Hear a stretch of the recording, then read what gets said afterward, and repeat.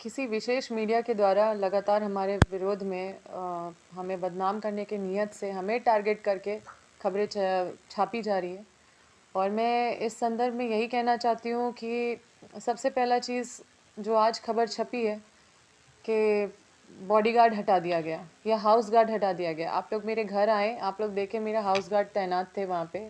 तो इस तरह की जो झूठी खबर है, ना ही मेरा बॉडीगार्ड हटाया गया, ना ही मेरा कोई हाउस गार्ड हटाया गया। तो ये झूठी खबर छापने का इंटेंशन क्या है मुझे नहीं पता। और अगर मतलब इस तरह की खबरें छपती है और कल को मेरे साथ कुछ होता है, क्योंकि हमारे क्षेत्र में लगातार इस तरह का कुछ ना कुछ घटना सामने हमेशा आया है। मेरे प्रतिनिधि का भी मर्डर हुआ है। हम लोग भी आप लोगों के बीच में उस समय भी आए थे, बोले थे कि हम लोग को टारगेट किया जा रहा है और हम लोगों की जान का भी खतरा है। और ऐसे ऐसे असामाजिक तत्व के लोग कोयलांचल क्षेत्र में ज़्यादा हावी रहते हैं। और उसके बाद खबरें ये चलाई जाती है कि गार्ड हटा दिए गए हैं और हाउस गार्ड हटा दिए गए हैं। ये किस इंटेंशन से? जबकि मुझे लगता है कि बड़े पैमाने पर जो जितने भी पुलिस है उनको ट्रेनिंग में भेजा गया है।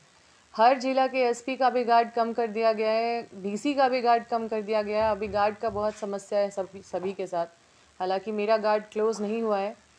और ये खबर छपने के बाद क्या मेरी सुरक्षा को खतरा नहीं है? क्या हमारे जो दुश्मन हैं उनको दस्तक नहीं दिया जा रहा है कि गार्ड हटा दिए गए हैं? ये खबर फ्रंट पेज में छपने का उद्देश्य क्या है? ये चीज़ मतलब हम लोग मीडिया को इस तरह से जानते हैं कि न्यूट्रल होके, और एक जो सिद्धांत होता है मीडिया का, एक पक्ष का हमेशा मतलब उनका भी जो साइड होता है उसको भी लिया जाता है, या फिर न्यूज़ का वेरिफिकेशन करके उसको छापा जाता है। और इस तरह का न्यूज़ फ्रंट पेज में जगह मिले, ये बहुत ही आश्चर्यजनक है। साथ में राइफ़ल के लिए हम ज़रूर मतलब अप्लाई किए हैं, क्यों ना करें, क्योंकि हमारे हमेशा हमें अपने सिक्योरिटी को लेके हमेशा इश्यूज़ हमेशा बना रहता है। थ्रेटनिंग कॉल्स भी हमारे फैमिली को कई बार आए हैं। और ये प्रशासन का काम है किसको देना है किसको नहीं देना है। और ये गोपनीय शाखा का मामला है। अगर गोपनीय शाखा से कोई चीज़ लीक हो रही है किसी के द्वारा, और ये किसी मीडिया के द्वारा अगर ये छापा जाता है, गोपनीय चीज़, कौन अप्लाई कर रहा है, किसका क्या प्रक्रिया है, कहाँ गार्ड क्लोज हो रहा है, ये तो गोपनीय मैटर है। इसको तो कभी भी मीडिया में लाना नहीं चाहिए। पूर्व में भी मुझे ज़मीन विवाद के मामले में मेरा नाम झूठ मूठ का घसीटा गया, जहाँ पे मुझे खबर पढ़ने के बाद ही जानकारी मिली कि इस तरह का कोई मामला है। तब हम मामले को मतलब जांच पड़ताल करने लगे कि क्या मामला है।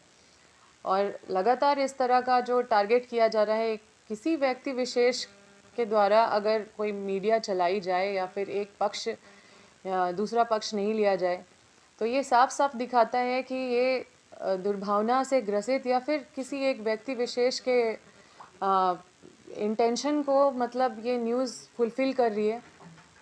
तो इस तरह का न्यूज़ का मैं कड़ा निंदा करती हूँ। और मैं मीडिया बंधु से ये जो हमारे संविधान के चौथे स्तंभ है, जो एक समाज सुधारक है, जो समाज के ऐसे ऐसे चीज़ों को लोगों के बीच लाते हैं, वैसे मीडिया पे हमेशा विश्वास बना रहे। इसलिए हमने आप लोगों को बुलाया है कि इन चीज़ों को हम आपके माध्यम से वैसे मीडिया तक पहुंचाना चाहते हैं जो मीडिया किसी एक व्यक्ति विशेष के कहने पे काम कर रही है।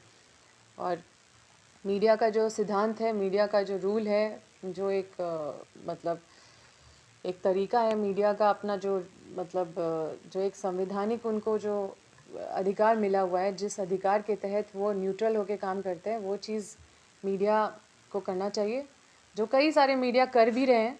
लेकिन कुछ मीडिया इस तरह का चीज़ नहीं करो। वैसे मीडिया जिसका सर्कुलेशन बहुत ज़्यादा है, जिसको हम भी पढ़ते हैं, तो ऐसे जो जिस मीडिया पे बहुत ज़्यादा भरोसा लोग करते हैं, या जो मीडिया का सर्कुलेशन इतना ज़्यादा, जो बड़ा ऐसा अखबार होता है, तो इन सब लोगों को ये शोभा नहीं देता है। और इस तरह से हमें बदनाम करने का कोशिश किया जा रहा है। हम लोग नए उभरते लोग हैं।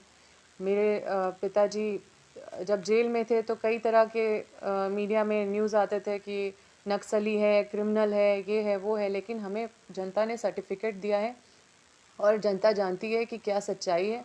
और हम लोग के जो वोटर हैं वो हमारे क्षेत्र में हम लोगों से बने हुए हैं।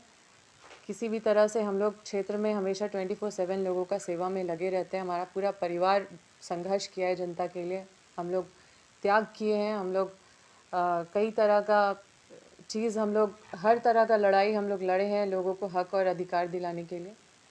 तो ये मैं आप लोगों को बतलाना चाहती थी कि इस तरह से जो बदनाम करने का काम किया जा रहा है, हो सकता है एक ओबीसी वर्ग के एक महिला को टारगेट किया जा रहा है और नहीं उभरता एक चेहरा को टारगेट किया जा रहा है। तो मैं लाइसेंस अप्लाई करने का मैटर है, वो पूरे झारखंड में कितने लोग लाइसेंस अप्लाई किए होंगे, लेकिन अम्बा प्रसाद का लाइसेंस अप्लाई हुआ, यही क्यों छपा? क्या ऐसे कोई क्रिमिनल नहीं है जो लाइसेंस होल्डर है? ऐसे ऐसे लोग जो पता चलता है कि उनका अखबार में ऐसे छपा है जैसे कि मेरे घर से बंदूक बरामद हुआ है, ऐसे छपा है जैसे कुछ हथियार निकला है मेरे घर से। तो ये तो बड़ा ही विचित्र बात है। और ज़मीन विवाद का मामला में तो देखिए, वो जो अधिकारी जो हमें बदनाम करने के लिए जो सुपारी लिए हुए हैं कि इसका राजनीतिक करियर ख़राब करेंगे हज़ारीबाग में रहते हुए, और वो उनको प्रभात खबर का पूरा मतलब किसी एक मीडिया का पूरा सहयोग मिल रहा है। कोई एक अधिकारी हज़ारीबाग में है जो पूरा सुपारी लिए हुए हैं कि अम्बा प्रसाद का करियर ख़राब करने का, उनको किसी मीडिया का संरक्षण मिल रहा है और उस मीडिया में वो लगातार वो चलवा रहे हैं मेरे खिलाफ, जिसका कोई साक्ष्य नहीं है, कोई प्रमाण नहीं है, ना मेरे ऊपर कोई कार्रवाई हो सकती है क्योंकि कहीं हम हैं नहीं। और लगातार ये कोशिश करना मुझे बदनाम करने का एक विशेष पदाधिकारी के द्वारा किया जा रहा है और एक बड़े मीडिया में ये सब छपवाने का काम कराया जा रहा है, उस पर जगह दिया जा रहा है।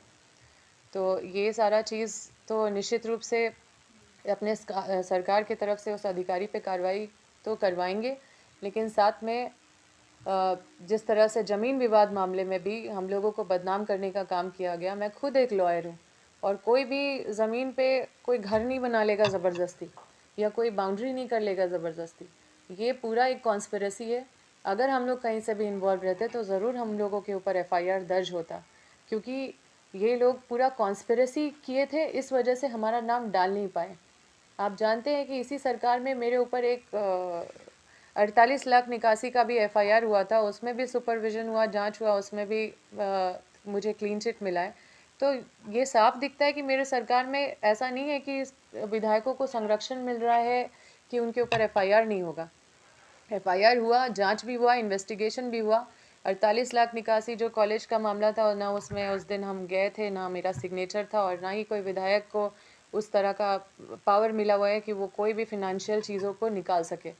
हमें हमारा पावर बस है रिकमेंडेशन करना, और अधिकारी उसको इम्प्लीमेंट करते हैं, वेरीफाई करते हैं सही गलत। और कॉलेज का कोई भी पैसा निकासी का मामला वहाँ के प्रबंधन का होता है, ना कि विधायक का होता है। देखिए, हम तो बहुत ज़्यादा टारगेटेड है, ये तो आप लोगों के सामने प्रमाणित है। और लगातार हम हमेशा आप लोगों के बीच आके हमेशा आप लोगों का सवाल का जवाब देना पड़ा है, और आप लोग ये बात भली भांति समझे हैं कि कोई एक मतलब हर तरफ से मुझे घेरने का कोशिश किया जा रहा है। अभी चुनाव भी आ रहा है, तो मुझे क्षेत्र में कई विरोधी हर तरह के असामाजिक तत्व के लोग भी हैं, और जो विपक्ष है वो पूरी असामाजिक तत्व का सहारा ले रहे हैं। लोग हमें उन लोगों को भी समझते हैं, हम लोगों को भी समझते हैं, और कई तरह का चुनौती तो है, लाइफ थ्रेट भी है। और हमारे कार्यकर्ताओं को भी डराने का कोशिश किया जाता है कि तुम मतलब घूमो नहीं, घर पे बैठो, ज़्यादा तेज़ नहीं बनो। लेकिन हमारे साथ रहने के लिए हिम्मत चाहिए, और हमारे कार्यकर्ता काफ़ी हिम्मत के साथ हमारे साथ खड़े हैं।